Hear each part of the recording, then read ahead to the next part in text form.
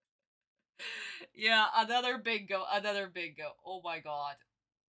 Surprisingly, you know, guys, what I noticed, we don't have a lot of Yugi doing some stupid shit. Aside from him being the villain, we don't have any of that so far. Which is so weird because usually we do have this stuff. We usually do have this stuff. But I guess they're keeping Yugi a little bit tamed. And I guess we're gonna have to change our bingo card soon about Yugi. Who knows? But Yugi's still the villain. Yugi's still the villain, and he's still the freaking narcissist.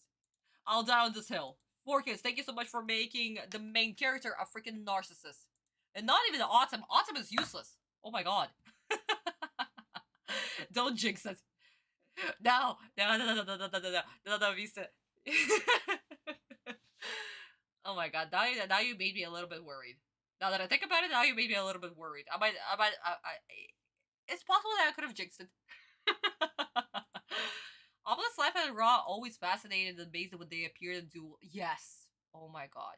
Guys, like I said in my previous stream, I am going to make a short about what inspires Sensei to create the god cards, the mythology and everything, because Sensei actually talked about in the Bonkobon interview, not the interview, comments, in the Bonkobon comments. This is the Tonkobon version. Bonkobon are a little bit smaller and they were printed later on. They're like the paperback version of the manga, basically. So, Sensei made new comments there, and I'm probably going to make a short about it, so you guys will know exactly what inspired Sensei to create the god cards, how they appear like this. Of course, yeah, he used Egyptian names of the gods, like for Ra and for Osiris. Not for Obelisk, because Obelisk is supposed to have a little bit of a different meaning. Especially because it's also Kaiba's card. Kaiba's god card. So yeah, no. Makes sense. Knock on wood. Yeah, actually no, good idea. In Russia, we just don't knock on wood. We also knock on our head. And go, tweet, tweet, tweet. Just like Jewish people. Tweet, tweet. Same thing, we do that. Then tweet foo and knock on head. And wood. And wood. Yeah. So it's quite funny. And that also depends on the shoulder. It's the left shoulder, that depends on your religion, and the right shoulder just for anything. Okay guys, so let's hear the Japanese version. Let's see how this scene is made in the Japanese version. We're probably actually going to go a little bit further because I actually want to show you when Obelisk is actually summoned. And then... Is it weird to knock on your head? No, David, like I said, it's a Russian thing. We also knock on the head. I don't know why. I guess apparently we compare our head to wood because it's empty as wood. Yeah. I don't know why. David. Something that we do. Knock on wood, knock on the head, a little tweetful on the over the shoulder. Okay guys, so anyway, watch the scene in Japanese. Probably we're going to see Obelisk being summoned, discuss it in the manga, and go back to 4Kids. 俺のターン来た仮面舞踏会このカードで俺のターンに光の仮面のモンスター一体を自在に操れるのだ。行け復讐のバルキリオン遊戯にダイレクトアタック。遊戯倒した。そいつはどうかな。リバースカードオープン融合解除。何そんなバカな。覚えておけ。お前らの敗因は怒りと復讐心にあることを。俺のターン貴様らに神を見せてやる。神バカな。俺のフィールドには生贄封じの仮面が出てる。生贄を封じられてどうやって神を呼び出すって言うんだ。そのカードには自軍のモンスターを生贄にできないと書かれている。ならば貴様らのモンスターを生贄にさせてもらうだけだ。このカードでな。マジックカードクロスサクリファイス。お前たちのマグネットウォーリアーを生贄に。俺たちのモンスターを遊戯は海馬に神を召喚させるために俺たちにわざとバルキリオンを渡したっていうのか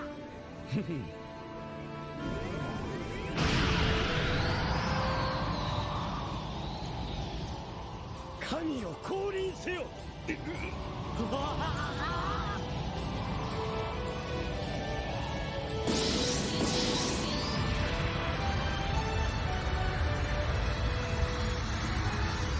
見るがいいこれぞ我が小中に眠れる破壊の神今こそ目覚めるのだオベリスクの巨神兵よ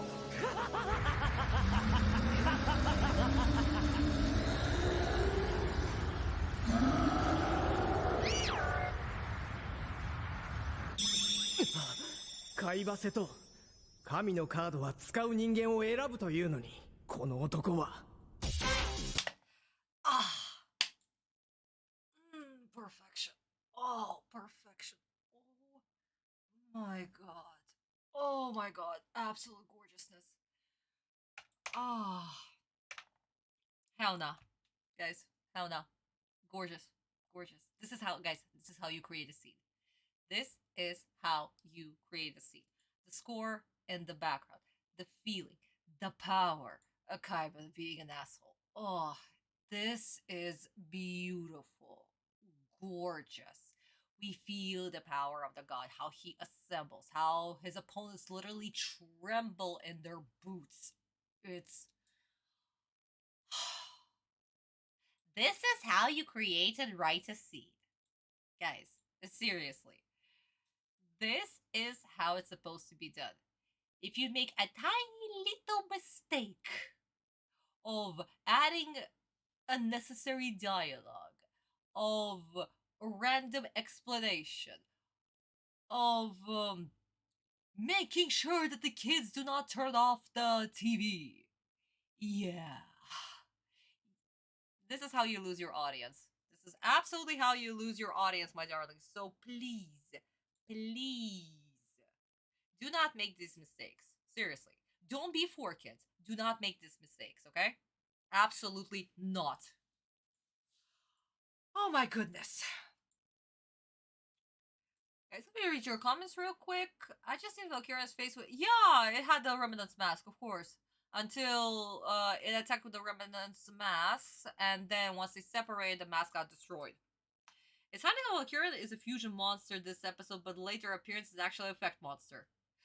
Yeah, Kurosaki, that is actually quite interesting because in the manga, it is an effect monster, and that's how it was set up. But for some reason, in the animated version, they decided to make it a fusion monster. I don't know why. And then went back to its roots and actually made it an effect monster. But yeah, ask CCG why they did that. Well, in this case, it's also the studio, because they didn't know how to, you know, put it. It's a new type of monster, basically, you know? Obviously, Yami Yugi said, of course they would team up. Of course they would team up. And this is what the duel was supposed to show. Case, basically. It was supposed to showcase that, that Kaiba needs to let go of his ego, actually work with Autumn in this perfect unison so they can bring out his greatest monster. That's why. Guys, I'm telling you, it is gorgeous. It is freaking fascinating. Only Sensei could write like this. Only Sensei. Just Sensei. Brilliance. Absolute brilliance. And speaking of brilliance, I can hear Obelisk growling in the... Oh, David, actually, I did not check the voice actor for Obelisk. I actually did not. He's probably in the credits. I'll have to double check that. But honestly, I don't know their name. He could have gone uncredited. That's another thing. A lot of the times, whenever you were doing the either monster monster sound effects or voice acting, a lot of the times such people don't even get credited. But I'm going to check the comments at the names at the end to see if he was credited or not. Very possible. He could have been just also credited in the list, you know? So that's something that I gotta double check. And the points just say 4,000. Exactly. They're supposed to say 4,000. That's obelisk attack points. So yeah. How big are obelisks, life and raw in height and... Oh, David also have no idea. I never checked their height, ever. They appear enormous. They appear enormous and that's it. So, honestly, no idea. No idea, honey. No idea. Okay, my darling, so, brilliance. Let's jump into the greatness that is Sensei and his manga. So, as we remember, we left off at this panel right here where it is Turn of the Mask of Darkness.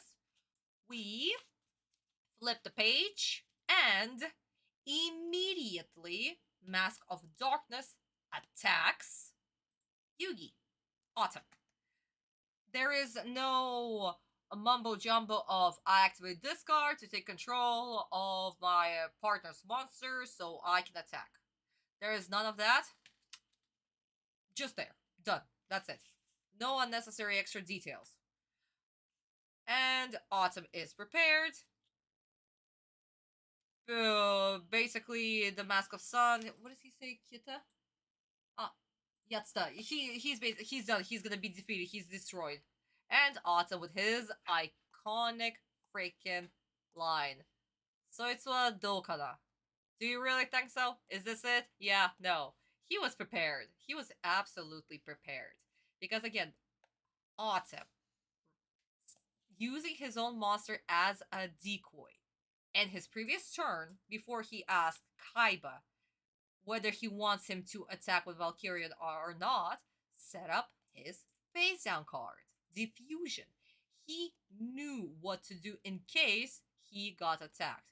And he'll be the first target to be attacked. Not Kaiba, no. It will be him. He knew that. And that's exactly what he did. He set up this trap perfectly. So Kaiba, on his next turn, could create magic. You could look up the Egyptian god sizes. Really, David? I did not know that. Usually, I don't even think about such details. I mean, they appear enormous in the manga. In the anime version, they're even bigger. So, like, you can definitely look it up. I might actually do that. Maybe create a short about it. Who knows? Yeah, my shorts are all going to turn into this random Yu-Gi-Oh! Fact right here. Check it out. Okay, guys, so the monsters are being diffused into their original parts as magnet warriors. And they are on the Mask of Light. Oh my god! You wake up, honey bunny. Hello, good morning. And we're back to sleeping. Yeah, Meta-chan literally just got up and moved her position. So, they are diffused. Kaiba, all too fucking pleased with himself. It is my turn. A little laugh, it is my turn. I will show you a god. Brilliant. Freaking brilliant. This is Kaiba right here. Of course, they remind him about the Mask of Restraint, but Kaiba uses Soul Exchange to basically use Valkyrian's parts or the Magnet Warriors as sacrifice to summon his god. And guys, just look at this page right here. This is brilliance. This is gorgeous. This most exquisite of pages created by Sensei. This is power. All the details of Obelisk. Kaiba laughing like a maniac when he summons it. Oh my god. Absolute gorgeous page spread. Again, only Sensei could draw and write like this. Absolute brilliance. But he's not done. The next page is even... Ooh, even better, but it's going to be a freaking spoiler, so we're going to leave it. But again, the triumph Kaiba's delivery. This is carrying on to the next page. The awesomeness that is Seto Kaiba continues on to the next page spread. And my god. My god. But again, guys, that's going to be a spoiler, and we still didn't even do that scene just yet, so we are jumping straight into Forkits. I found articles about Yu-Gi-Oh! Duel Monsters and what become a friendly competition at the Olympics. Really? David, can you send me the link in the community tab so I can also check it out? That'd be lovely if you could. Hey, okay, Forkits, please do not make Obelisk look stupid, thank you. I would really appreciate that. He's one of the cool Egyptian god cards. Not the best one. I still don't like Obelisk too much. I don't know. My favorite Egyptian god is definitely Osiris. I adore the design. I really like his special ability when the monster is being summoned, he attacks.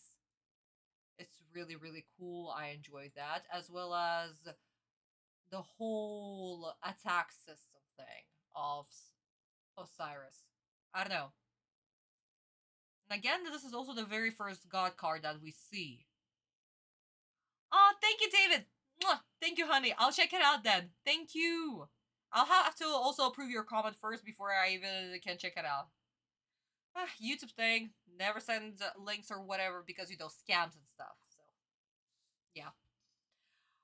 But yeah, my darlings, I know I'm biased towards Osiris. I enjoy Raw. Raw is absolutely freaking terrifying. Especially how slowly we get to unravel Raw.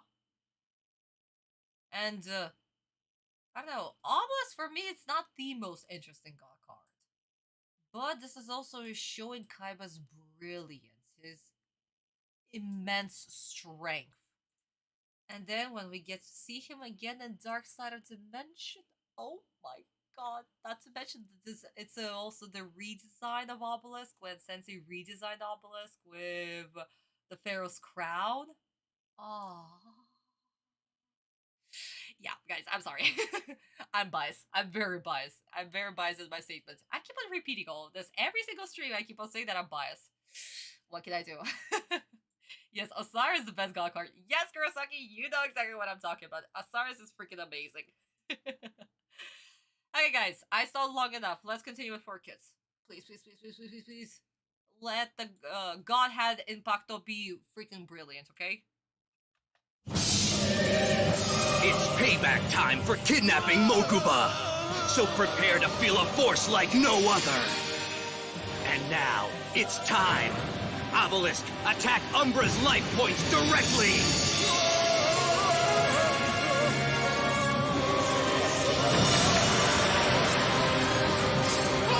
Umbra, no!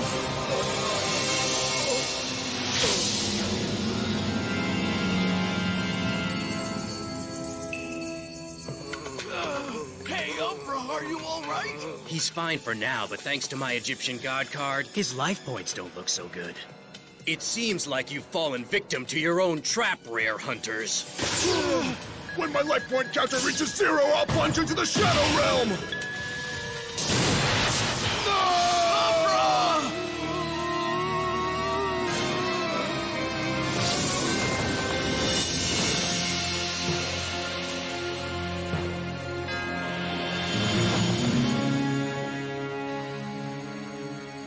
Umbra, come back, please! You can't leave me here! Too late for that. It looks like you're dueling alone now, doesn't it? The odds are certainly against you, Loomis. And you're powerless against our Egyptian god card. If you want to avoid any further danger, then you'd better surrender. Don't let... Ooh, I want to scream so bad. Why didn't I grab my pillow? Because... Oh, that was terrible. That was absolutely terrible. Guys, we did it. Removing all the violence. that a freaking sensor with the little highlighting all of the glass and even the parachute. Why did we need the parachute? Good God. Yeah, no, that's it. We are done. That's just done. That's just no. Oh my God. Also, Autumn taunting in the background. Guys, I also held this one for so long, but at this point, I'm also done with Autumn. Autumn is absolutely fucking useless at this point. Like, he cannot even taunt properly. He doesn't even read the room. He doesn't know what's going on. Like, come on. Autumn is too freaking smart for this world. But no, here we are, him acting stupid. Because of course he is. Wow. Wait, so instead of glass, we have heated glass balls. Apparently we do. Apparently, yes, we do. Oh my God. Yeah, no, just surrender. It should be fine. Yeah, no, Autumn. Seriously, come on. Oi. Just one big oi. Guys, oh no, we did not hit Yamino game just yet. I thought for a second that we did hit Yamino game. I guess I'm blind. Oops. So guys, let's see how this scene actually played out in the Japanese version. Because, oh my God, it's brilliant, it's gorgeous, it's everything we need. Yeah, the taunting is funny. That's something I do. Yeah, and the way that Autumn taunted in the Japanese version. Because in the Japanese version, there were stakes. In the English version, there is molten glass. That's supposed to send you to the Shadow Realm. Shadow Realm. Shadow Realm. Shadow Realm. So yeah. One kid, by the way, just joined the Shadow Realm. Totally forgot to add him. Oopsie daisy. Visa, what's our cat? Oh my God, we're already 1 out of 20? Oh my, is this the episode we're also hitting the negatives again? How many bingos are we at? Julian, we're still only at 2 bingos. I thought maybe we were actually going to hit another one, but apparently we don't actually. We still have 4 kids' random jokes not marked. And a lot of stuff with Yugi, to be honest. Yugi saves the day even though he doesn't deserve it. Yugi comes up with the plot for no freaking reason. Yugi turns to the plot, and Yugi glazing. We actually don't have that. 2 kids so far. Ah, okay, 2 kids. But yeah, no. 1 out of 20, and we're almost out of kids. Apparently, we have to revive some of them from the Shadow Realm to kill them again. Cat, you should prepare the gift. Once we hit the negative, I need that gift sent to me, okay? I bet it will hit the negative by the end of the stream. We probably might. I mean, we still have about 7 minutes left of the episode of the 4Kids version. We still have about 7 minutes left, so we definitely might hit the negatives. Who knows? Maybe we'll actually cover the whole bingo. I mean, that almost happened. Well, a couple of streams ago, maybe 3 or 2. So that's very possible. But we'll see what's up. Okay, my turn. So the Japanese. Yeah, I'm at the Japanese version. How do I know? The time. It's actually 24 minutes long and not 20. Seriously, guys. Not to mention how much frames 4Kids are removing. That's another thing to cut out 4 minutes. I mean, okay, fine. I get the ending. Fine, whatever. But, like, even the opening is much shorter. Okay, fine. But a lot of the stuff, a lot of the frames in between. Yeah, 4Kids. So, guys, grab your glass. Let's enjoy how Obelisk will crush the Mask of Darkness.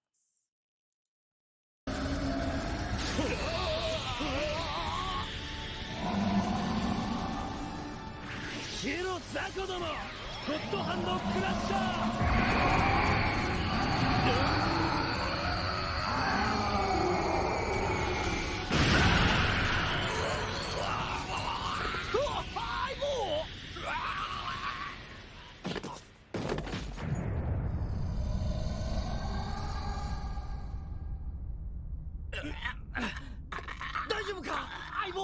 オベリスクの巨神兵の攻撃によって貴様はライフを失った。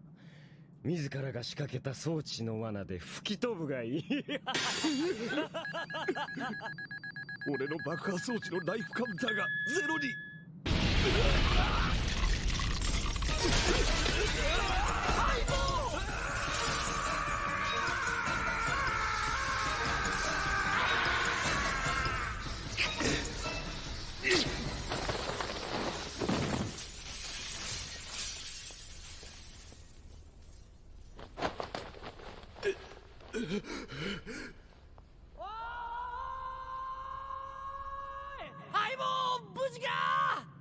パラシュートか。ま、そんなことだとは思っていたが、デスマッチが効いて呆れるぜ。もはや貴様には俺たちを倒す手段はない。サレンダーするんだな。俺は納得がいかんな。タッグマッチの勝利条件は相手チーム2人を潰すこと。あいつに地獄を拝ませてやる。待て海馬、すでに奴は戦意を喪失している。これ以上の追い打ちは俺たちデュエリストの誇りに傷をつけるぜ。ふん、敵を潰してこそ俺の誇りは保たれる。And before Merrick enters the scene, I'm sorry guys, I had to show the scene until the very, very end because again, brilliant, absolutely brilliant, amazing dialogue.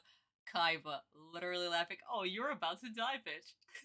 Perfect, absolutely perfect. And again, Autumn taunting, oh yeah, it wasn't a deathmatch for you. Of course you would cheat, duh. Rare hunters, I face opponents better than you. So yeah, no, absolute brilliance of the scene once again. And even though the scene was animated so freaking beautifully, again, Kudo Sensei, absolutely amazing. I like that better because of the explosion. Yeah, there was explosion that they actually showed, because in the 4Kids version, they couldn't even show the explosion. Also, 4Kids removed the scene where Merrick senses Kaiba summoning Obelisk. Yeah, they removed that. Absolutely. Because what's the point? What's the point? Merrick apparently is stupid. He cannot sense or even look through the eyes of his rare hunters, even though that's exactly his ability, what he was doing this whole time. No, apparently not. There's a word to describe that he's scared. Describe this. He's scared. Of course he's scared. Oh my god. But yes, my darlings. So, as promised, I did tell you that I don't want you guys to see the spoiler. But the previous page, as I told you, this page right here, he summons Obelisk. We see the power. We see this amazing spread. And what happens when we turn the page?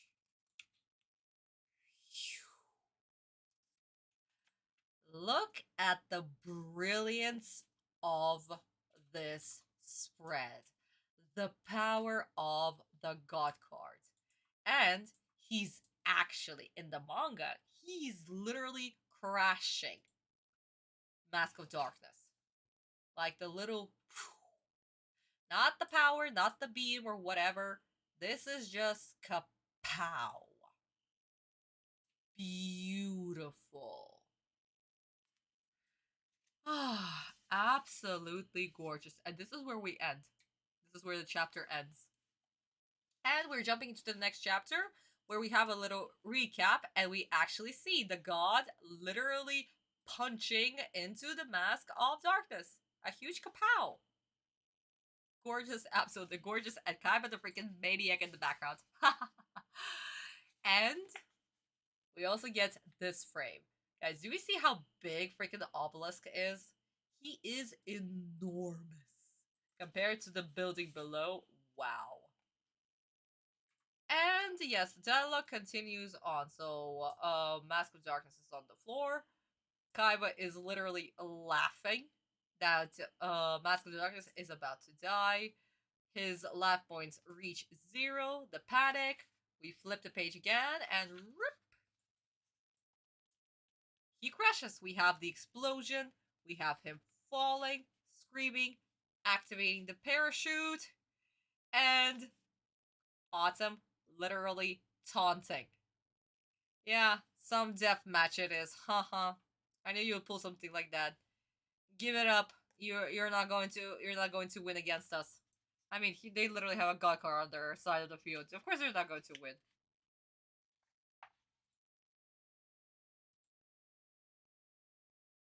And Autumn actually says it to his face. We won. Ore no kachita. So yeah, Kaiba, of course, just like we saw in the Japanese version, Kaiba wants to crush his opponent with his god card. Autumn insists that it will damage their pride. Kaiba, once again, is talking about that only through crushing his opponents he sustains power. That's his way. But the following dialogue right here, it's actually going to appear a little bit later. It's not right here. It's going to be just a little bit later. So we are actually going to come back to this dialogue in just a bit. So keep this in mind.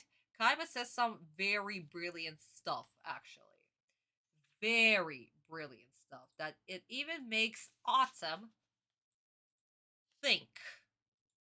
So keep this dialogue in mind. Remember this dialogue. We are going to go back to it. Not this stream. No, not yet. Maybe.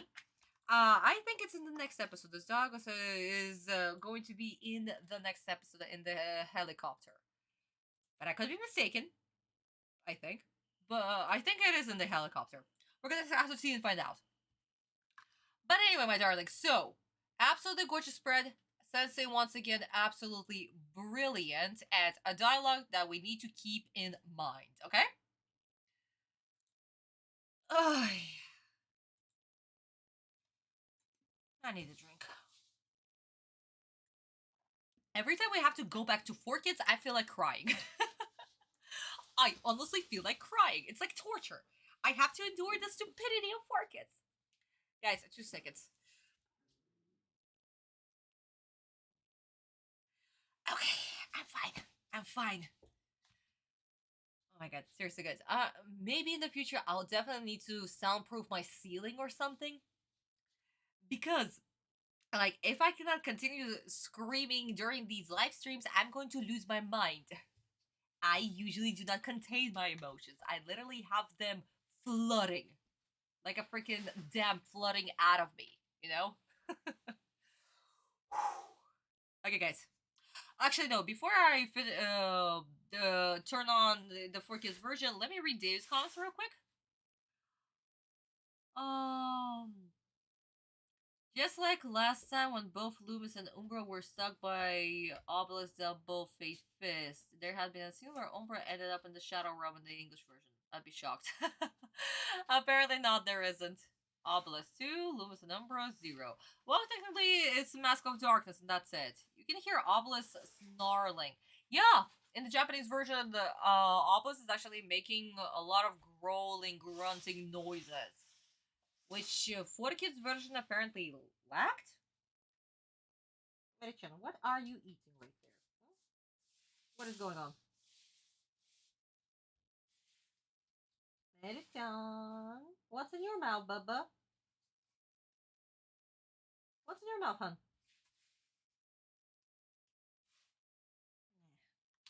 Fine, chew on that toy, it's fine. I swear to God, at one she has already destroyed a couple of her toys, and right now she's currently chewing on one of her fudgy I don't even know what this material called, but it's like I don't know, like a plastic bag inside the toy, and like she already ripped open the head and she's trying to take out the material. And she'll probably gonna eat it because of course she will, like every dog during this age. And that shouldn't be any problem whatsoever, but it's just so funny, like she already went through so many of her toys. I'm honestly surprised. Even Carl didn't go at that speed eating his toys, but her, yeah, no, she's like, I'm teething, I don't care. So yeah, guys, if you hear some like plasticky sound in the background, that's just Meredith eating her toy. Oh my god. Okay, guys, so I stalled long enough. Let's go. Thank you, Bitty-chan. Let him off the hook yet. My monster is... Actually, let's go back a little bit because half of the dialogue is missing. Don't let him off the hook yet. My monster is just getting warmed up, and Loomis needs to pay for what he's done. He disrespected my family. Stop, Kaiba! Revenge isn't going to help you find Mokuba. Perhaps if we allow him to surrender, he'll tell us where they're hiding the prisoners. Yugi, wise up. We must destroy him right now. No, Master! Please don't be angry! We tried our best! What now? Master, please don't! No! Oh, Merrick, I'm sorry! I see that you have defeated my rare hunters. That's all right. They did their job. What have you done with my friends, Merrick? This rare hunter's gone mad. No. This rare hunter is under the control of a man named Merrick. That is ridiculous, Yugi. Merrick's power is very real, and he is the one holding Mokuba captive. Well, tell me where this so-called Merrick is hiding. Wouldn't you like to know, Kaiba? Well, I'll give you a hint. I'm closer than you think I am. I hope you enjoyed the special duel I set up for you. You fared better than I thought. But don't think just because you beat my rare hunters that you'll be rescuing your friends and family anytime soon. You see, I've been preparing for the next phase of my plan, and I've been studying each of your decks through the eyes of my rare hunters. As for your Egyptian God card, Kaiba, Obelisk pales in comparison to my Winged Dragon of Ra card. I'm afraid there's no way it can stop me. And once I defeat you, Obelisk will be in my deck. And I haven't forgotten you, Yugi. Your Egyptian God card and Millennium Puzzle will be mine as well. And since my rare hunters failed, I've come up with the perfect plan to defeat you once and for all. By playing upon your greatest weakness, your loyalty to your pathetic friends. Don't worry, they're safe and sound right here with me. But I don't think they're on your side anymore. It seems their allegiance now lies with me. It's funny how our friends are so quick to turn. I'm the one you want, Merrick, so leave my friends alone! Too late! I'm afraid those fools belong to me now, Yugi! You're a coward! Why don't you face me already instead of hiding behind your mind slaves? But controlling people's minds is so much more fun. And thanks to my Millennium Rod, Yugi's closest friends are already my mind slaves. Once I turn them against him, Yugi will surrender everything he has to me! Leave my friends alone, No, Dan Green, I love your voice. I love your voice acting, but no, just no. Guys, you know what? For all of this that just happened, I am taking away 5 kids. I don't care it's not on the bingo card, but my god, my fucking god, they spoiled what happened to Jonichi and Anzu. They spoiled about the whole Raw. They spoiled about Raw. They spoiled about France being controlled. And Autumn is absolutely freaking useless. It's me you want. Attack. Don't be a... He's attacking you. He's attacking you through his men. He's already doing it. He actually wants to kill you. Hello? Also, Merrick literally, just literally talking absolute nonsense. I'll have your Egyptian God card. I'll have your Millennium Puzzle. I am not going to kill you. I'm just going to torture you a little bit while also spoiling my plan. Kaiba, where are you hiding? I must find you. Really? Really? Wow. 4 kids just made everybody stupid. Merrick, not threatening at all. He's not threatening. Absolutely not. Kaiba, acting like an idiot. Autumn, playing the hero. Being all like, it's me. I'm the main character. Attack me. What has he been doing this whole time? He said 1, Rare Hunter against you with Exodia. He sent Pandra. He sent the Silent Doll. And now we have the Mask Brothers, Sun and Moon. Wasn't he attacking you and trying to kill you this whole time? Wasn't he? Okay, I'm very... 2 seconds.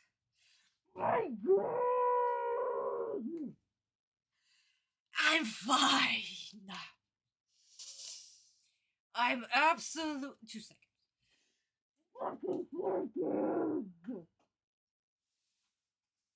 I'm calm. Kat, thank you for the gift. I'll check it out like right now. I'll check it out right now.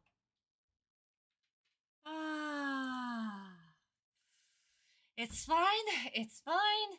It doesn't bother me. It doesn't bother me at all. It bothers me. It bothers me so much.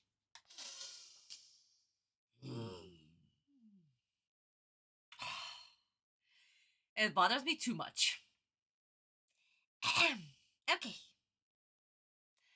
Japanese version. Let's go. Let's go, my darlings. Let's go. Oh my god. Actually, you know what? I'm going to do something a little bit different. Even though it's not technically Yugi that comes up with a plot for no fucking reason. I'm actually just going to do this and yeah, I'm done. Autumn shares Yugi's body. I'm done. I'm done. I need to check this out. Or else I'm gonna be annoyed as hell. Hell nah. Because at this point, this is a random plot. It is a random plot. Seriously.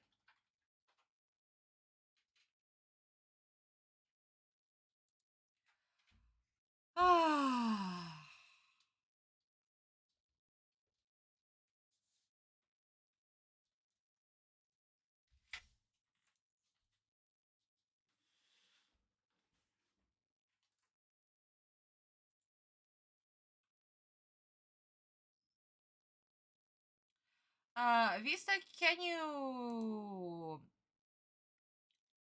mod Sloan for just a second?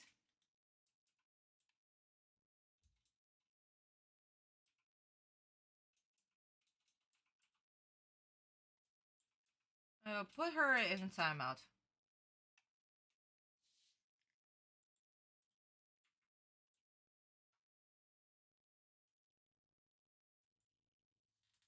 At this rate, I'll make your audio recording as... Oh my god, Cat, yeah. I'll need that, honey. I'll need that. It's negative 20 with 3 bingos. And bingos? We had bingos? Oh, yeah! Okay, guys, another Yamino game. We hit another Yamino game. Thank you. And thank you, Visa.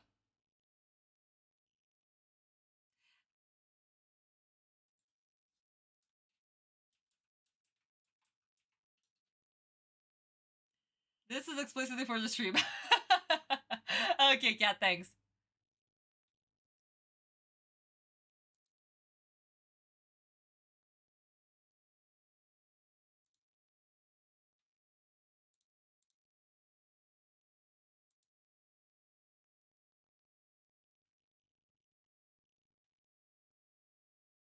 The Millennium Rod's mind control curse always shocks me whenever the victim ends up as brainwashed zombie puppet. Yeah, no, like I said, guys, whenever America is on doing his mind thing, it's also really cool simply because that's how... Let me just gather my thoughts real quick.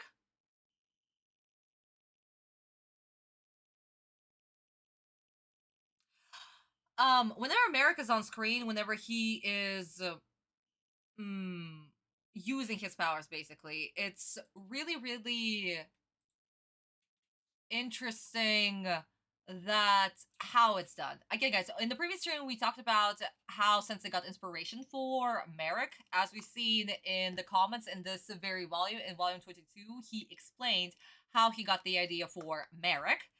And,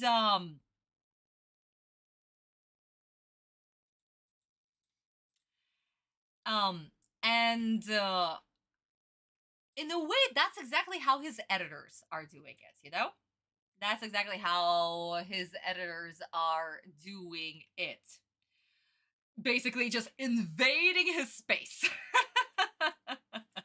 Basically just invading his space and mind controlling them. And again, the Japanese version also has this amazing sound effect that we are going to hear in just a bit. So let's check that out.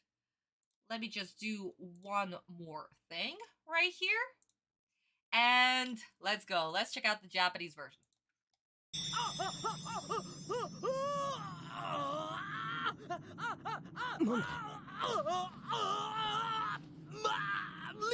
Malik!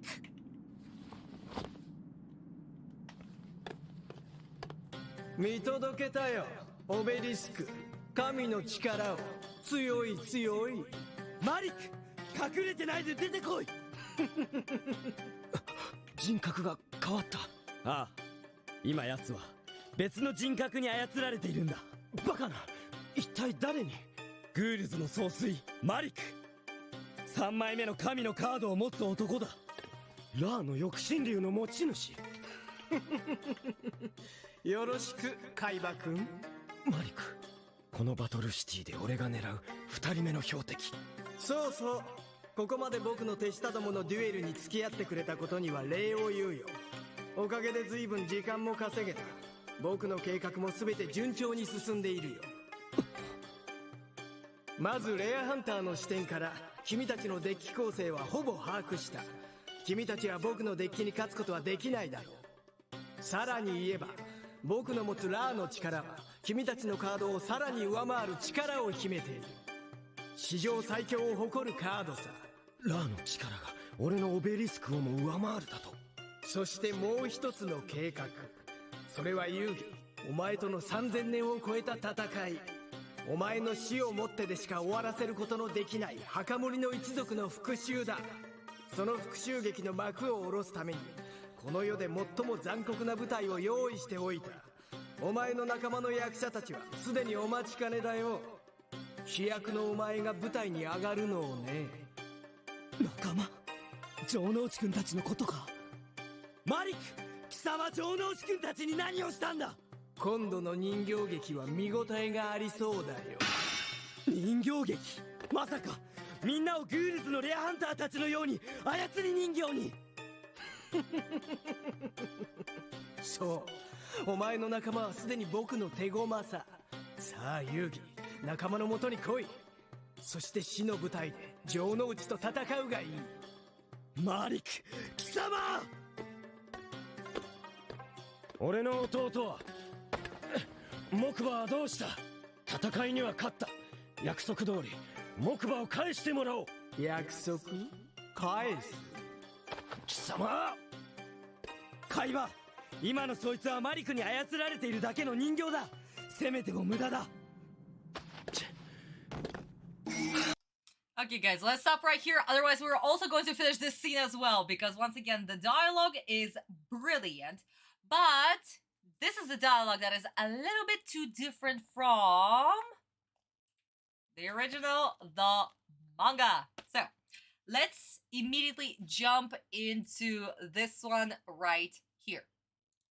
So, guys, as we remember, the Mask of Darkness got defeated. Autumn taunted the Mask of Light just a little bit, and we had a very interesting dialogue between Kaiba and Autumn that we won't be discussing this stream. We'll be discussing that next stream, because that will be spoilers. But as we can see right here, the Mask of Light gets possessed. Autumn immediately knows that it's Merrick, because this is not the first time that he's seen this. And the same exact thing happens. But another interesting thing that is different. Kaiba is here. Wait, his voice and mannerism, he's acting differently. He's acting differently. So, this is where Autumn explains that he is being controlled by Merrick, and who Merrick is. And of course, this is the first time that Kaiba actually comes across this.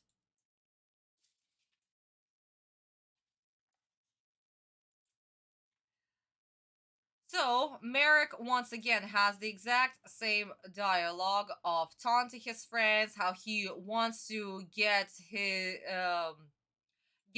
Kaiba's card, his obelisk card. We have dialogue about that. And we also have a little hint about Autumn's friends. What sort of maybe happened to them. Here in the animated version, Merrick actually kind of explains that he turned them into mind puppets.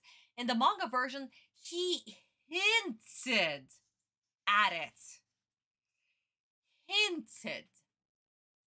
Because the last time that we saw Autumn's friends, Jonochi and Anzu, was when Merrick was with them. In the street when he helped Bakura. And after that, we did not see anything. And after so many chapters, we finally get to see this. I have your friends. And we see what happened to them. In the animated version, we saw that they got captured, beaten up, and Merrick used powers on them. Manga, nothing. We don't know. And after so many chapters, we see this. So yeah, absolutely terrifying. And Autumn realizes it. He doesn't say it out loud. He understands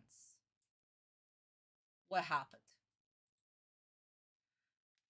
So yeah, Merrick basically is literally telling him that, yeah, I'm gonna kill you.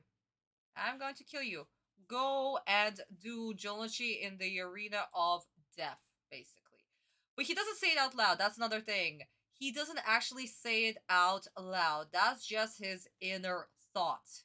To keep Autumn on the ropes. And we also don't have the dialogue of Kaiba demanding to know what happened with his brother, because in the manga his brother was never ever captured, as we remember. So what happens after this, after Merrick basically claims his revenge, the Mask of Sun basically just falls down unconscious, becoming a zombie. Wee! Autumn, realizing the full danger, Kaiba nonchalantly just goes to pick up the locator card as well as the rare card, but he doesn't even care about the rare card. What's the point for him getting the rare card? He just needs the locator cards.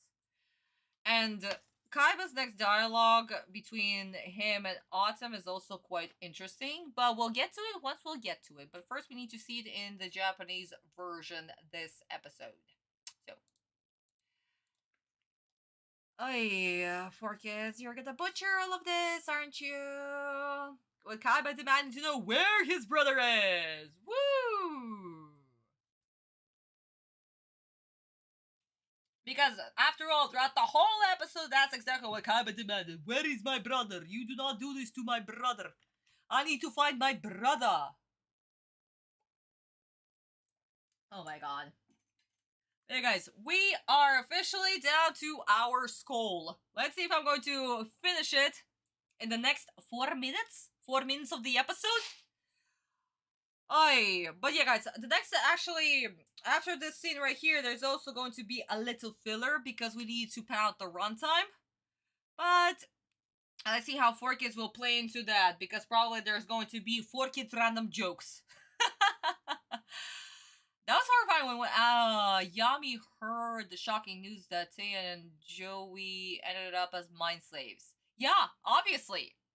But like I said, guys, in the manga, it's more hinted at. It's not so direct. In the 4Kids version, yeah, absolute fucking spoilers. This is absolutely ridiculous as spoilers. And over-explanation above over-explanation. Japanese version, it's still kind of said directly, but he still continued to hint at what's going on, and Autumn realizing what's going on. Manga, just guess. Merrick is literally like, just guess what happened. Beautiful. Another reason why I prefer the manga version a lot more. Not so direct, not so in your face. It doesn't need to be in your face. And again, your main character is the smartest. He's the smartest character in the whole show. Of course, he'll be able to figure out with just a few hints. And let's go deeper in the negative. We might. I mean, still, guys, 4 minutes left. Who knows what's gonna happen? Eric, and tell me where they are! Look, I don't know who you are, but you better tell me where Mokuba is. I won this battle. So release my little brother just like you said you would right now. You trust me? What a fool! Let him go! Stop! You're wasting your energy, Kaiba. He obviously has no intention of helping us find Mokuba and the others. Very perceptive.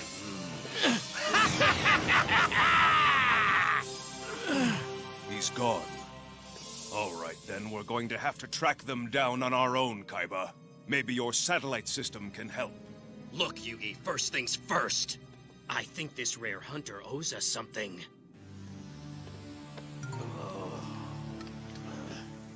This was an official Battle City duel. That means the losers have to give up 1 locator card each to the winners. There's 1 for each of us. That means we both have 6. We're each guaranteed a spot in the Battle City Finals now. Kaiba, how can you begin to think about the tournament after what Merrick just said? We have to find my friends and your brother right now. I'm well aware of that, Yugi. Then help me think of a plan. Every second counts.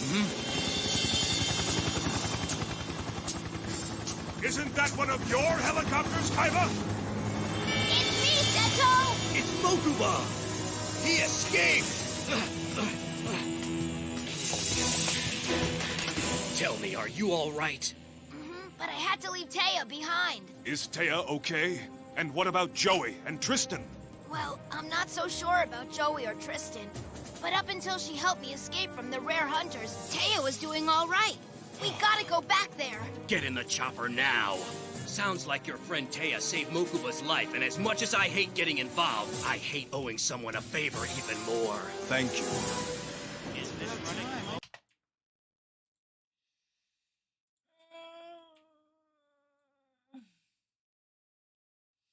Autumn was stupid, I'm sorry. Autumn is absolutely stupid. Is Taya okay? Is Anzu okay? Yeah, sure. Absolutely, yeah, that's how this works. She helped me escape. We were trapped together. I had to leave Taya behind. Oh my god. Kaiba also asking Mokuba, are you alright? I mean, he was literally in the helicopter, so probably he is alright.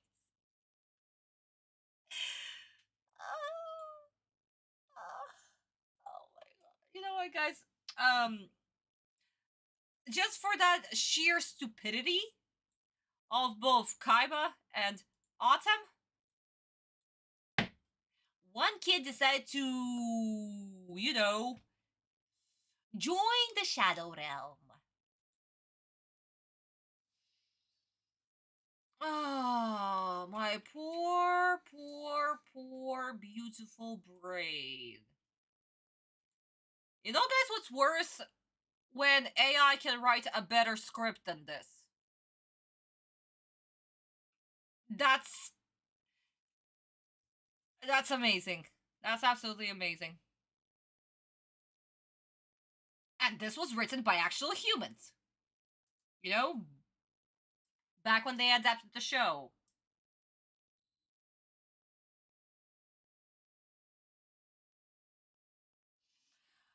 Wow, I have no words.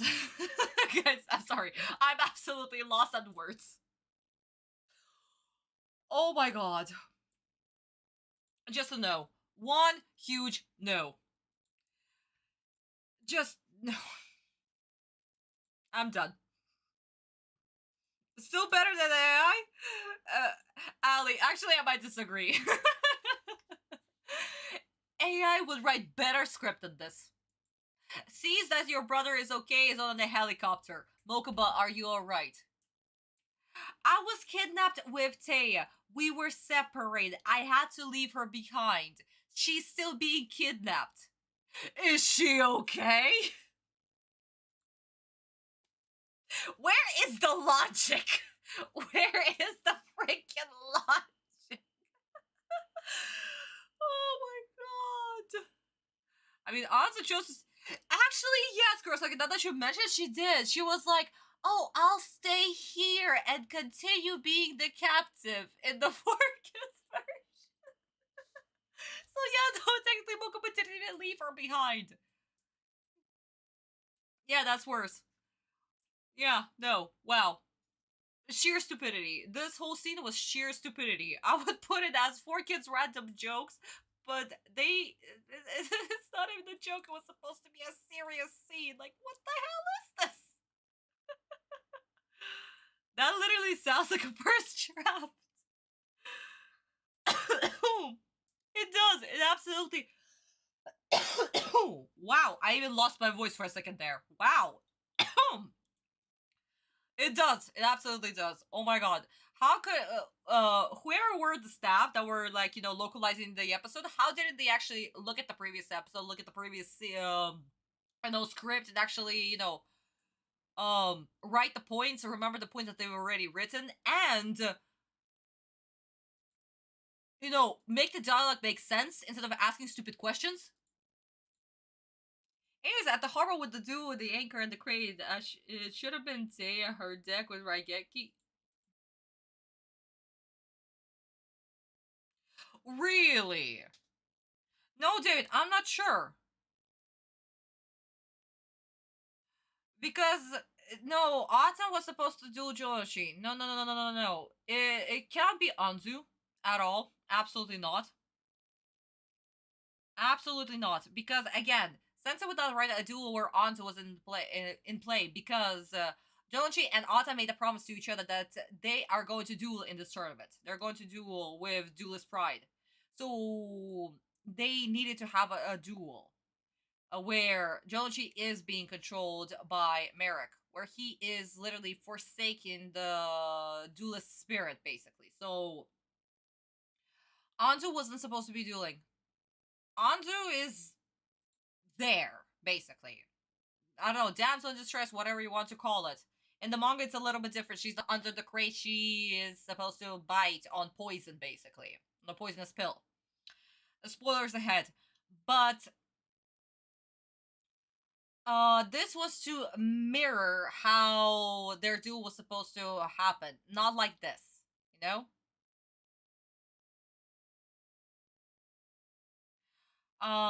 Not like this. It was supposed to be a duel between two duelists. So I do not agree with Anzu being the one who was supposed to duel against Autumn. How come Eric's voice in the mid-slay speech changes from his voice at the Japanese version to possess slay? Simply because we just visually, or in this case, verbally with audio, need to show that it's Merrick actually speaking and not the rare hunters, basically. So that's why in the Japanese version it's a little bit different. They're still using their normal voice, but it's still Merrick who's controlling the words.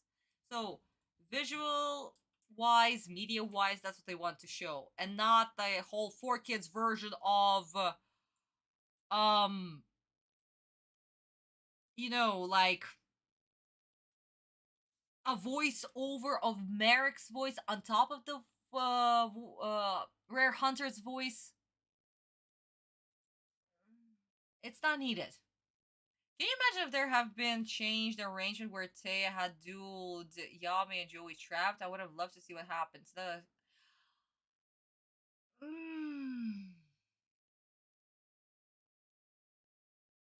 I could imagine it, but plot-wise, it does not make sense. It does not. That's the thing. Because Anzu never made a promise with Autumn, there were no stakes. Yeah, sure, she can do him. It's not a big deal. She can do him. She can be under the crate or biting on the poison, whatever. But it wouldn't tug so much on the heartstrings. Because that duel that they were supposed to share, Jonochi and Autumn, that they were supposed to share, it was supposed to be a duel against two duelists with two duelist souls, you know? Jonochi asked the question of what is a true duelist? What is the spirit? What can I do to achieve this pride? And he was supposed to do when he was ready, when he had his answer, when he became a true duelist. And having the duel where Merrick controlled Jonochi is important because it shows how tainted Merrick actually is. He doesn't have duelist pride. He doesn't have the spirit of a duelist. He is still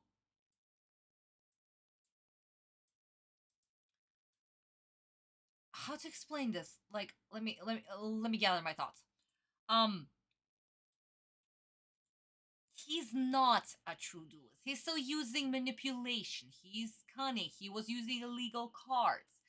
Everything to destroy and humiliate Autumn and and the bond between Autumn and Jonochi, you know? Something that they share since the beginning, since this tournament started, and all the way at the beginning since basically book 1, where Jonochi gave him the riddle, something you can show but can't see. No, the same riddle back to Yugi. So, Jonochi, tainted by Merrick, mind controlled by Merrick, needed to duel against Autumn to make the duel have such high stakes and actually make us dread when we watched it. Because we didn't want Jonochi like this. We didn't want to see this duel. This wasn't supposed to happen, you know? And if Anzu dueled, okay, she would have just been another opponent that was controlled by Merrick. Even yeah, she's his friend, obviously. He cares about her. He doesn't want anything bad to happen to her. But it wouldn't be so much pulling on his heartstrings, unlike Jonochi, you know? So yeah, that's the little difference. That's the difference. So it's possible you can imagine it, but there wouldn't be such high stakes in this duel. It's just not there. And the way that Jonochi taunted Autumn, that hurt. That hurt, really hurt when he taunted him. And Autumn, like, I wouldn't say that he became undone, but he was so devastated by the whole situation that Yugi had to take over. Yugi had to be the strong one in this regard and fight. Because, yes, Autumn and Jonochi are good friends, best friends. But the bond that Yugi and Jonochi share is much stronger. So, even if it was Anzu, Autumn probably would have just won, and the duel would have been fine. But with Jonochi, much stronger. Definitely much stronger. Wait, guys, I went on a whole rant just now. I'm so sorry. David asked me a really good question that it made me freaking speculate and just talk and talk and talk and talk and talk. Oh my god. I guess this is what happens when you understand why this duel is there and what is at stake and how it was written, why it was written, that you just had to over-explain it, I guess. Yeah, guys, so sorry, my bad. I am so sorry, that was a whole rant just now. Okay, my darling, so let's jump into the Japanese version. Aw, thank you, Vista Honey. Thank you. Yeah, I yap way too much. You're right away. I understand about the next duel between Jill and Shin. By the way, do you enjoy the with Anzu dueling, the whole problem with Anzu dueling is that all of them are filler. She technically didn't duel ever at all. Yeah, she's not a duelist, and she wasn't supposed to play the game technically. So whatever we see in the animated version, that's just added to pen out the runtime. But basically, that's it. So can I say that I enjoy her dueling? It's not Sensei's vision; it's the studio's vision to pen out the runtime. So yeah, no, it's cool, it's fine. It's okay. But I still prefer how Sensei did it. I'm biased. I'll die on the hill because whenever Sensei does something, I enjoy it to the sea. And when the studios add something, I am a little bit more skeptical about it because does this line up? Sure. If it does not,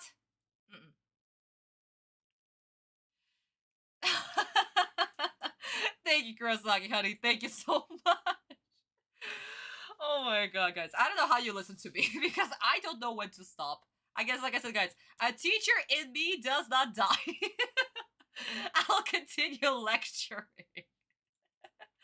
The anime film made her undefeated. Oh my god, the Noah's Ark when she duels against the penguin guy? Yeah. Oh my god, once we'll get to the Noah's Ark. Jesus Christ.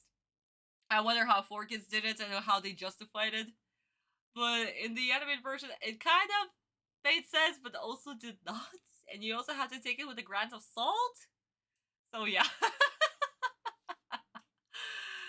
I'm used to hearing my friends yap and go on tangents.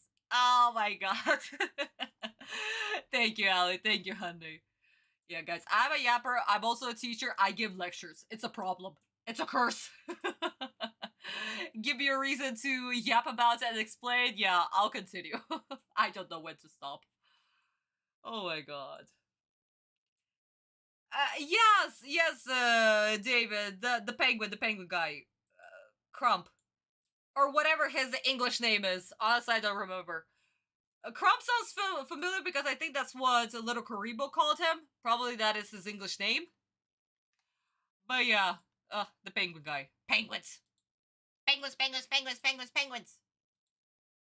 Little Karibo is a legend. Okay, guys, so let's jump into the Japanese version. Let's finish the scene in Japanese version and jump into Shizuka and Honda. Well, discuss the manga and then jump to Shizuka and Honda. マリック、海馬、頼む。城之内くんたちの居場所を探してくれ。きっと木馬もそこにいるはずだ。もちろん木馬は取り戻す。だがその前にやっておくことがある。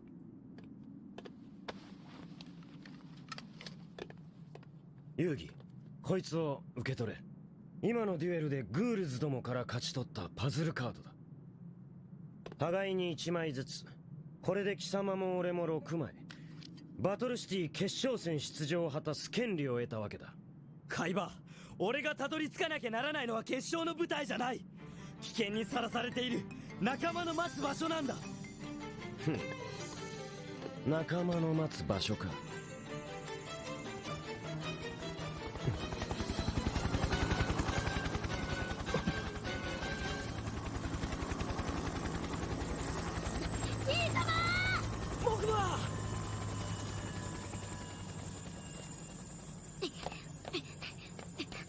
木馬、無事だったのか。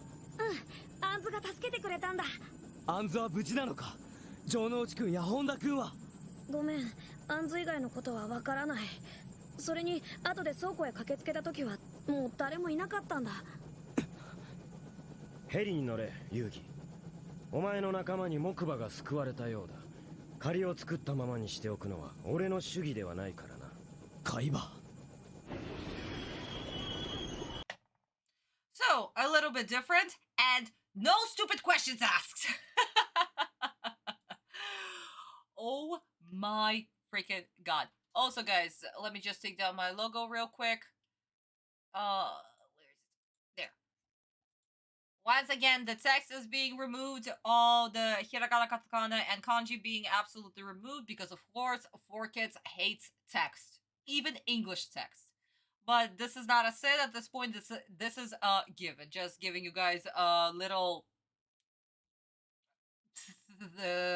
screen editing thing, you know? So, guys, what's so different about this scene right here? Obviously, they had to include Mokuba being like, yeah, no, that was saved by Anzu, basically. And Kaiba saying, yeah, I'll help you out on this one for my brother. Sure. But in the manga, it's a completely different reasoning. It's so different that, honestly, another reason why I really do not like this change. And the dialogue. Because they literally just took the dialogue that is right here and they will jam it into the next episode because we need to establish something in the next episode because the first arc is missing in the animated version, you know? Season 0, it's missing in this context right here. So we need to have the next episode to serve as a filler as well as to actually get Mokuba and Kaiba where they are in the manga because the next arc, the duel between Autumn and Joji, doesn't work. So yeah, no, it's a whole mess right here. So yeah, it's a problem. It's a problem. So my darlings, let's jump into the manga real quick. What do we have? We have Kaiba basically immediately going after the deck of Mask of Light and grabbing the 4 locator cards, having the exact same dialogue where they both have 6 locator cards and they are officially qualified for the tournament. And Autumn is like, I don't give a damn about the tournament. I don't give a damn about the finals. I need to find my friends. And this dialogue right here is also missing in this episode. That's the problem. Because Kaiba, I don't want to spoil this dialogue, but just to give a slight explanation, Kaiba asks a very particular question to Autumn. He'll ask this question in the next episode. But here he explains, he understands the power, but what happens to the power of unity if you have to fight against somebody who is just as important to you? So, Kaiba activates the locator cards. And the next page is we see where the finals are. And Kaiba basically continues to ignore Autumn. And Autumn is obviously pissed. And another dialogue that is also missing right here that we will discuss next episode. But because of Autumn's answer, Kaiba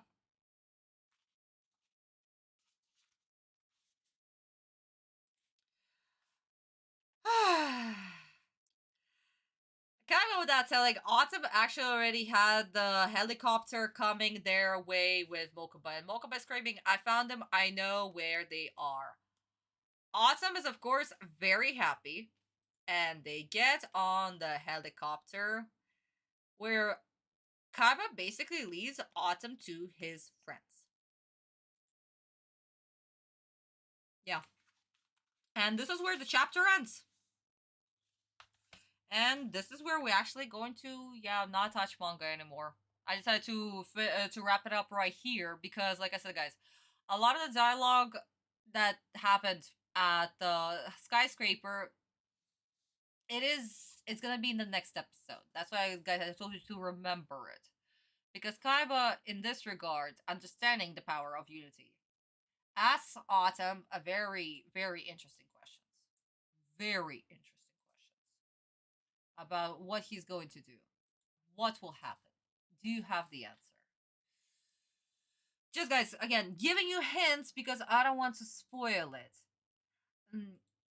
Not to mention even that question. That's even worse. That question is actually not going to be in episode 74. That's going to be in episode 75, right before they land.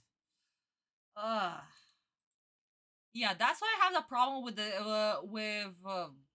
with Mokuba being kidnapped and Kaiba having the motivation to save Mokuba and the whole next episode. Yeah, the whole next episode is probably going to be me ranting about everything. It's not just going to be Forecast because Forecast will probably F it up, but it's also going to be me doing a lot of explaining and going back to the first arc of the books. Because, ooh. Yeah, it is a problem. It is a problem. But again, it's not the animator's fault, it's not the director's fault.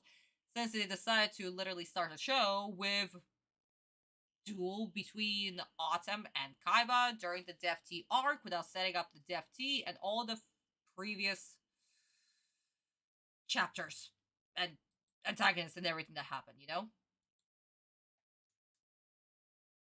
So yeah, that's a problem. I wonder why Forgus had the star that leaves everyone wondering why.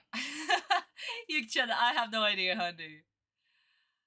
By the way, were your lectures and teachers always let your students learn a lot from you, and who were your best, smartest students you taught through the years?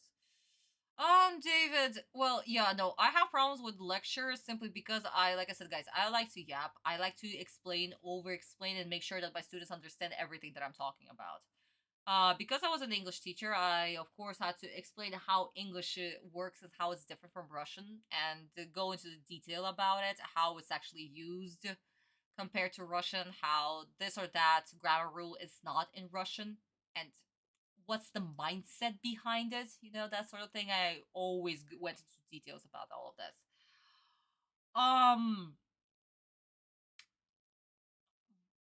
When it came to art and animation, once again, over-explaining, I tend to do that a lot. Whenever my students were drawing a scene or whatever, or animating a particular project that I asked them to do, during that we would watch one of the, like, either Disney movies or Japanese movies or any of that sort.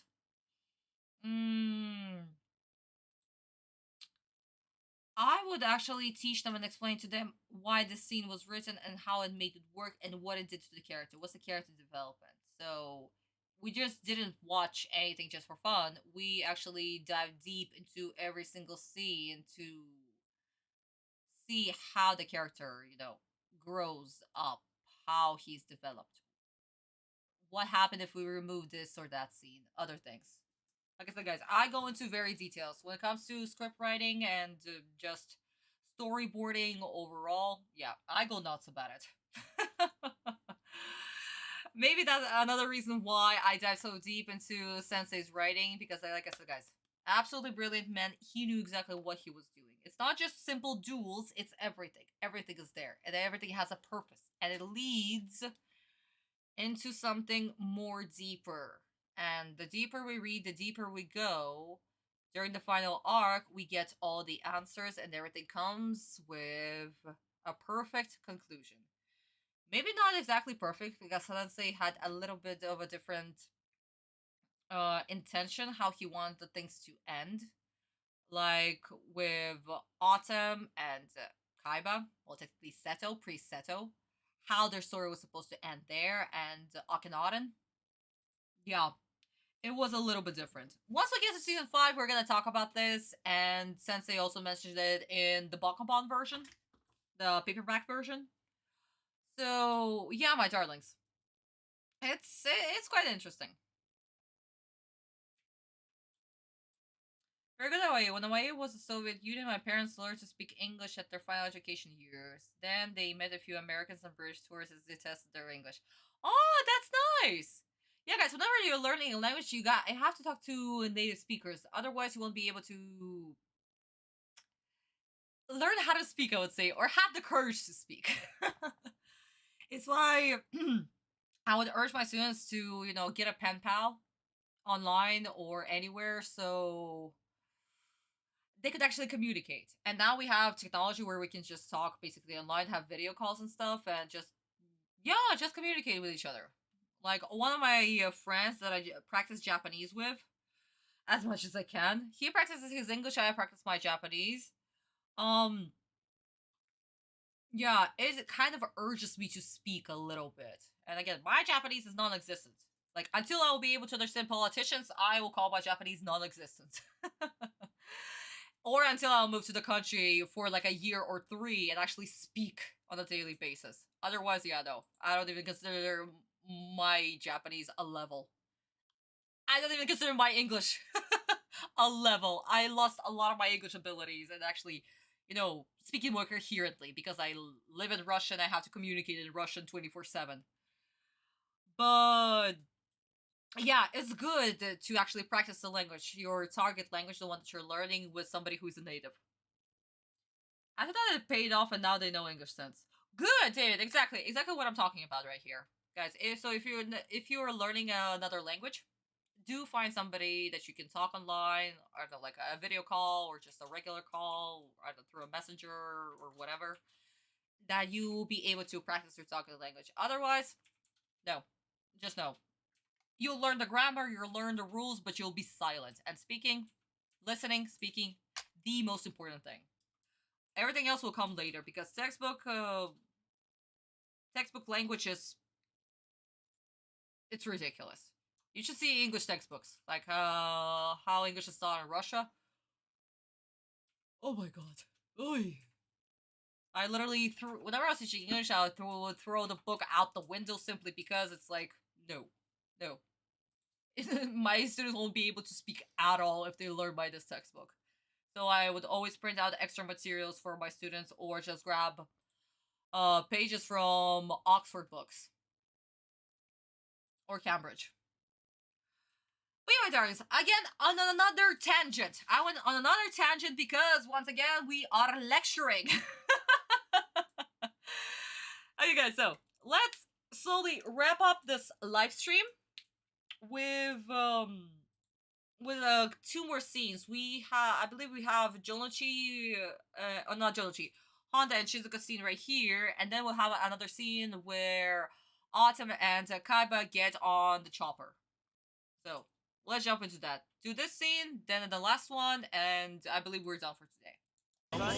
This is Jefferson Station. Take all of your belongings and watch your step. I need something to go. Quickly, please. It'll help me if you tell me what you'd like. I don't know. Just give me one of everything. What? Come on, less yakking and more packing. I got a train to catch. All aboard. Step in and stand clear of the closing doors. Next stop, Town of Domino. Oh no, where's Tristan? I hope he didn't miss the train. Guess who's back? Hope you like food, because I just brought back plenty. How about a cheeseburger and french fries? Come on, burrito supreme? Macaroni and cheese? Sushi? What? Excuse me. Ew. Tristan? What is it, Serenity? Well, I'm still nervous about what'll happen when I take my bandages off. I know that the doctor said I can take them off tonight, but I'm worried the operation didn't work. Nah, you're gonna be just fine, Serenity. You gotta have a little faith, that's all. I know, but I want to see so badly, Tristan, and there's a part of me that's too frightened to face this alone.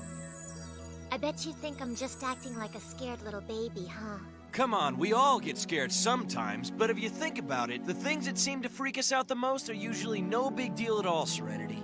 Yeah, and I think I'll feel better once we get to Battle City and find Joey. Because I need him to give me the courage and the strength to face the unknown one more time, like he did when I first went to the hospital. And I'll tell you something, I think Joey needs you right now just as much as you need him. Huh? You'll give him the courage he needs to win the finals. That's so perfect. We'll inspire each other, and together we'll both overcome our doubts. Thanks for listening to me, Tristan. I can't wait till we get to Battle City. No sweat. Don't mention it.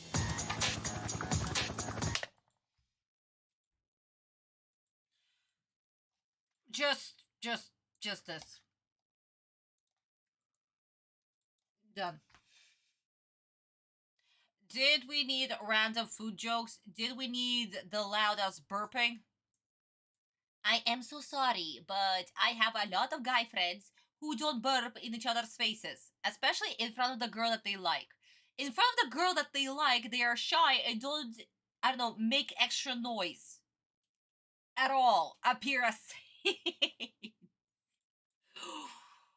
oh my god. And also say the most stupidest things ever. Seriously. Like, yeah, no. Ridiculous. Please do not make men appear stupid, okay? And wow, we are trying to, you know,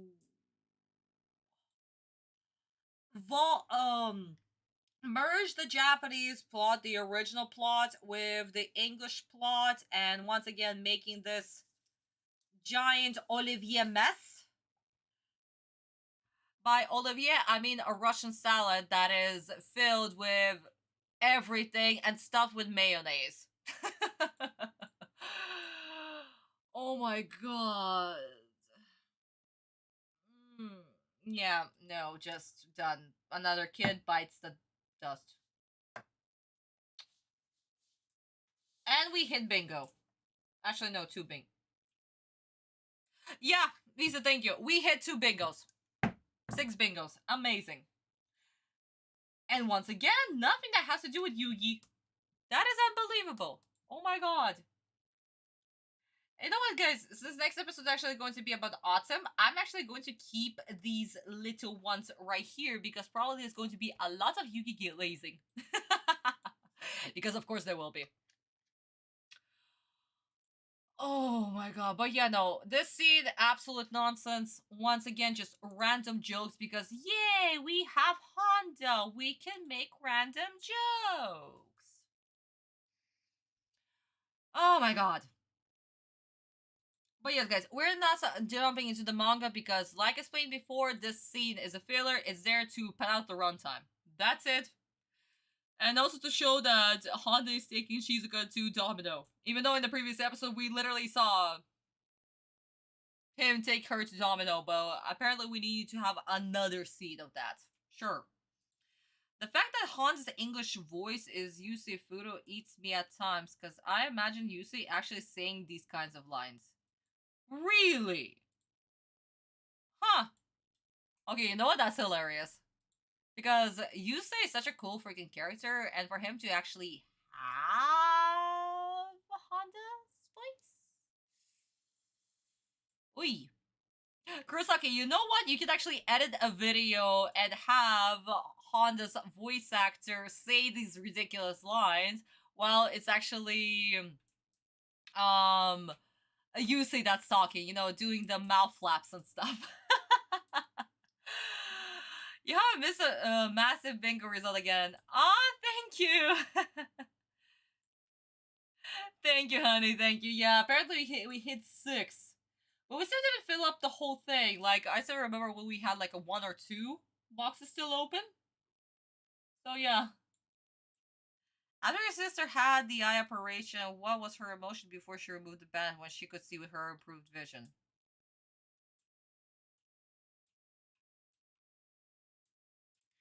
David, are you talking about Shizuka?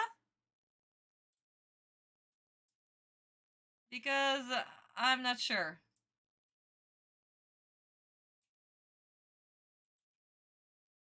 I mean, with Shizuka, we are going to see that once she will remove the bandages.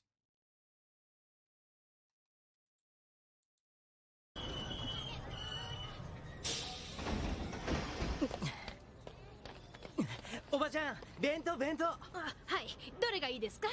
ここにある弁当1個ずつ全部。早くしてくれよ。列車が出ちまうからさ。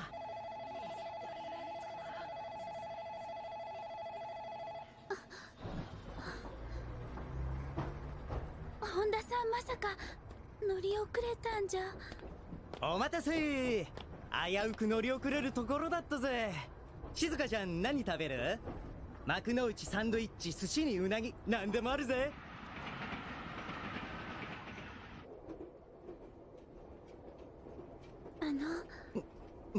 なんだい？こんなこと本田さんにしか聞けないんですけど、お兄ちゃん本当は私のこと迷惑してるんじゃないかって。あいつが迷惑なんて。でもどうしてそんなことを？今度の手術の費用だって勇気だってお兄ちゃんにもらってばかりで、私何もお兄ちゃんにしてあげられないのに。何言ってんだ。あいつは静香ちゃんがいるから頑張れるんだぜ。たった一人の大切な妹のためにってな。でも今だって私お兄ちゃんの応援に行きたいとか言って、本当は一人で包帯を取るのが怖かったんです。またお兄ちゃんに勇気をもらおうとしてるんです。だったらさ、今度は静香ちゃんがあいつに勇気をあげればいいだろ。デュエルの決勝戦を勝ち抜くための勇気をさ。そうですよね。包帯を取るのが怖いなんて言ってる場合じゃないですよね。今度は私がお兄ちゃんに勇気をあげる番ですよね。ああ、そうさ。And we're finally caught up with Honda's and Shizuka's monologue, because remember a couple of books ago, Honda went to Shizuka and found her at the hospital and asked her to give courage to Jodachi, and she said that she was afraid to remove her bandages. She was afraid, and this is where Honda suggests that she should go back to the go to Domino so she could cheer on her brother, and he could give her the courage to remove the bandages, as well as she could give him the courage to continue fighting in Battle City. We are finally at this moment at this dialogue in the Japanese version, because again, so much filler with Shizuka to put out the runtime, and here we are, finally. And as we can see, wow, what a different dialogue compared to the 40Kids version that made some stupid ass jokes with hamburgers and burgers and bento. If only there was bento. No, there was just sushi and burrito.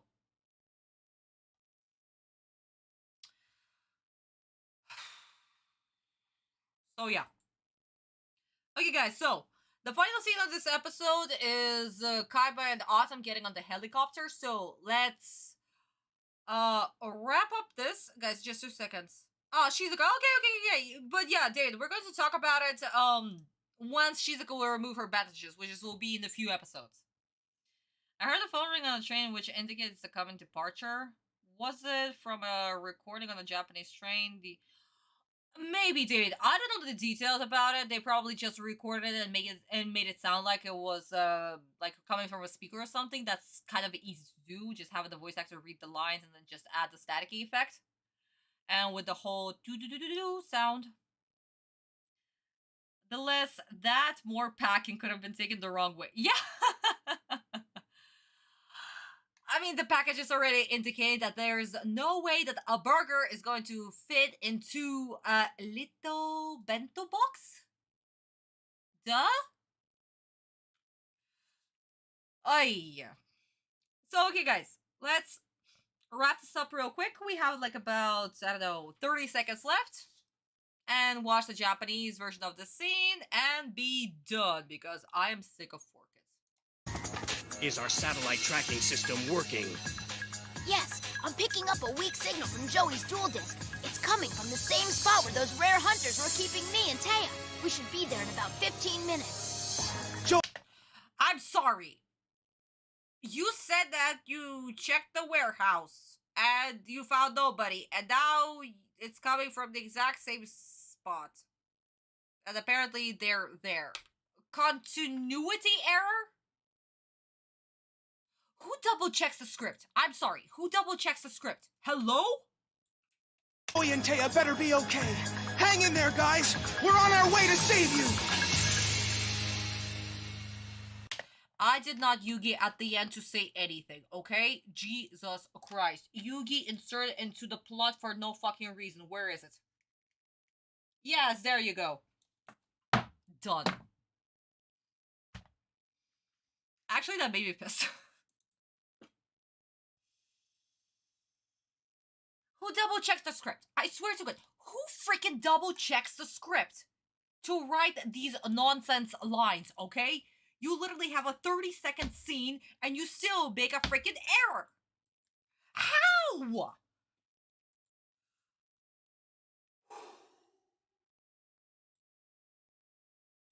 Bingo 7 and 8?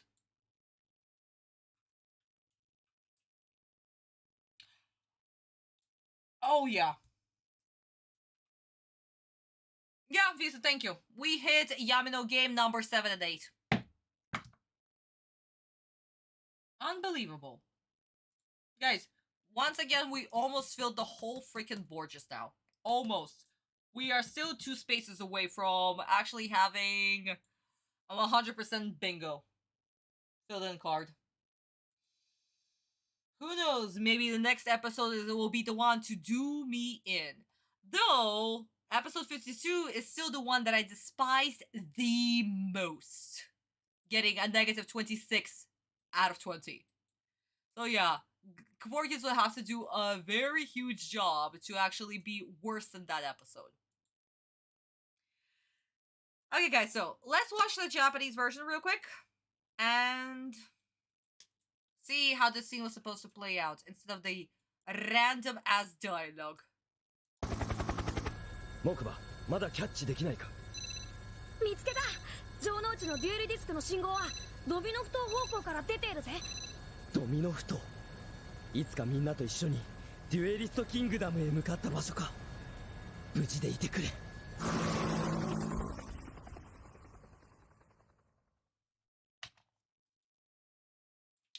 Was that so hard to do for kids?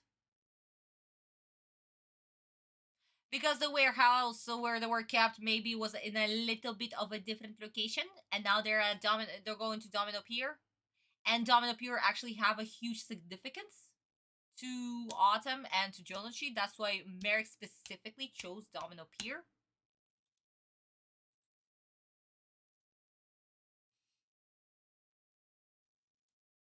I don't even know how I can explain the sheer stupidity of 4Kids. Even doing a 30-second scene and actually making it stupid. Apparently not, because they hate silence. They do. They absolutely do. They also have no brain cells. Oh my god, I feel so sorry for the voice actors. Dan Green and Eric Stewart are doing such a freaking amazing job. I enjoy listening to them. How they deliver their lines. Absolutely extremely talented people. But the words that they're uttering, every single freaking sentence. Oh my god, it just hurts my brain. It absolutely hurts my brain. There is no logic, there is no nothing. They're just literally uttering nonsense. Yami should have mentioned the same harbor department. Yeah, he should have. But they said nothing. Because it has no... Apparently in the 4Kids version, it has no significance. At all. Nothing. It means nothing. Oh my god. 4Kids, I hate you so much. I absolutely despise you. And you made so much money. But, like I said, guys, at least they gave you guys your childhood and actually introduced you to the show. Where you guys watched the Japanese version and read the manga, hopefully. With that being said, 4Kids, once again, gets the negatives. Vista, what's the score? Oh, okay, I see it in the comments, -9. 4Kids gets a -9 out of 20. Because, once again, they suck. They delivered another very sad episode with not a single thought when writing the script. Not a single thought. I don't know how these companies adapt to anime and actually not care. This is like literally not caring. Oh, yeah, and 8 Yamino games. No, it's okay. Oh, 9. Okay, fine. 9 out of 20.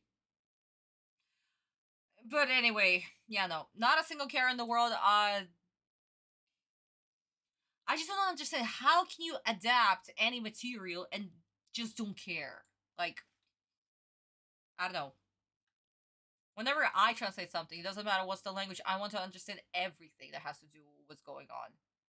Like, when I even when I was doing the why 5,000 years doesn't make any sense, I dived in so freaking deep to get every single detail right. Even going through ancient Egyptian alphabet to understand why Autumn's name was written like this. What's the meaning behind it? And why didn't Sensei even use the hieroglyphs instead of used the alphabet? I literally jump into that. And here we have 4 kids not giving a single fuck.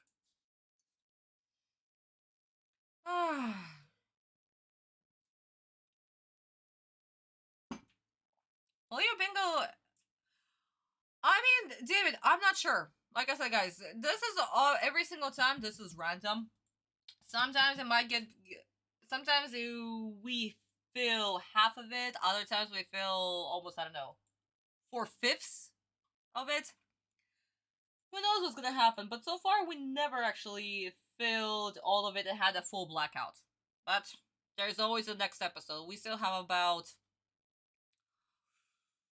Okay, it's episode 73, so that's 27 episodes plus 124. That makes it 151 episodes, if my math is not stupid right now, because I don't know how to count. But yeah, we still have like about 150 something ish episodes. So who knows? We might get a blackout. And maybe even by that point do a couple of these bingo cards. So I guess we're gonna have to see and find out. But my darlings, I guess this is it for today's episode. Woo! 4 kids, you suck. Congratulations. Nothing new was discovered. I guess the newest low. Did 4 kids also mess up with Ultraman Tiga English? I don't know, honey. I did not watch Ultraman 4 kids version. Absolutely not. I don't know. Guys, whenever I watch something, it's just it's the original. Doesn't matter the language. I find the freaking English subtitles, and that's it. Sorry to dip, but this headache is killing me, so I'm heading off.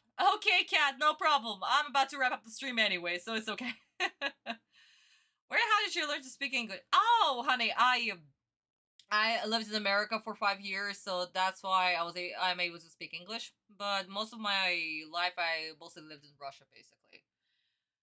But just a good year. Just a good 5 years when I was a teenager, basically. Becoming a teenager. From 10 till 15. When you literally become a human, you know? And actually develop who you are, like your identity and stuff. And that's why I learned to speak English. And that's why, even in my head, I still speak English. Despite me living in Russia. That's the most hilarious thing. Whenever something happens to me, I immediately switch to English. Or if I have a little bit too much to drink, aka, I don't know, a couple of bottles of wine. Just straight, no, I don't know, side dishes. That's just like, you know what? Fuck Russian, I'm speaking English. And my friends hate me for it. In a way, English is more of my mother language than Russian. But like I said, guys, because I live in Russia, I tend to forget a lot of the words or other things that I don't tend to use, I don't know, on a daily basis or at least on a weekly basis. You know, happens with every language. It's worse when you are literally, you know, forget a word in both languages. This is where you go like, wow, are you stupid? And I don't consider myself a smart person, so yeah, the answer is yes, I am. Okay, guys, so I guess this is where we're wrapping up our live stream. And next week we will be discussing episode 74, done by an animator that we've never seen before. So it's going to be fun. It's going to be a very fun quiz next week. Not to mention, next episode is also interesting. Absolutely interesting.